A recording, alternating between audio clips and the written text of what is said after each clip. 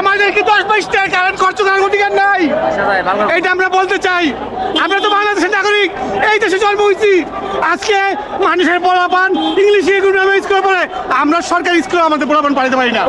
যেভাবে খাদ্য মূল্য দাম বাড়ছে, আমরা 4 বছরের কাজ করা কোনো একটা তরকারি 100 টাকার নিচে নাই। এখন বর্তমানে মানুষ আলু খায় না, এই আলু এখন আমাদের 80 টাকা কেজি খাইতে হয়। যে আলু, যে ডাল ভাত, আলু ছাড়া বাঙালি চলে না। আমরা কিভাবে চলবো? এখন আমাদের কোনো পথ না পাই করে হঠাৎ করে বলে যে অটো বন্ধ চলবে না, তো সে আমাদেরকে খাওয়ান দেখ, আমাদের কর্মসূচি ত্যাগ দেখ, আমরা রাজপথে আসবো না, আমরা আন্দোলন করবো না। যদি সে আমাদের খাওয়ান না দিতে পারে, আমাদের অদর চলবে, ঠিক আছে? আমরা রাজপথে যাবো না, আমরা হাইওয়ে রোডে যাবো না, আমাদের একটা নীতিমালা করুক। আমরা আগে আমরা অটো চালাইছি, আওয়ামী লীগ থাক, রাজনীতি দলের প্রশাসনের টাকা দিয়ে ঘুষ দিয়ে অটো চালাইছি। সরকারে আমাদের থেকে কিছু একটা নেওক, আমাদের একটা নীতিমালা করে দাও। 500 টাকা নিয়ে বছরে 6000 টাকা, বছরে 6 টাকা, কোটি কোটি টাকা সরকার আয় হয়।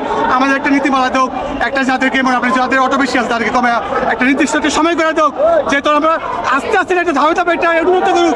হঠাৎ করে বলবে যে এটা বন্ধ করো, আমরা কই যাবো? স্যার, আমরা তো চিন্তা করি এর চেয়ে ভালো সেনাবাহিনীতে আমাদেরকে গুলি করে মেরে ভালো, আমরা মরে যাই। এই জন্য আমরা অটো চালাবো, এটা আমাদের রক্ত দিব।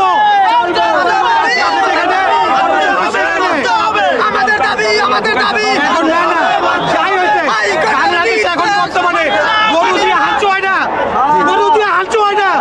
আমরা দুইটা মানুষ পায়ের উপরে পা তুলে সিগারেট তুলে রিক্সার মধ্যে বসবো, আমার বাবার খুবই মানে মানুষ, সে পায়ের টাইনা টাইনা খাইমা নিয়ে যাবে। এটা কোন দেশের সভ্যতা? কোন দেশের সভ্যতা এটা?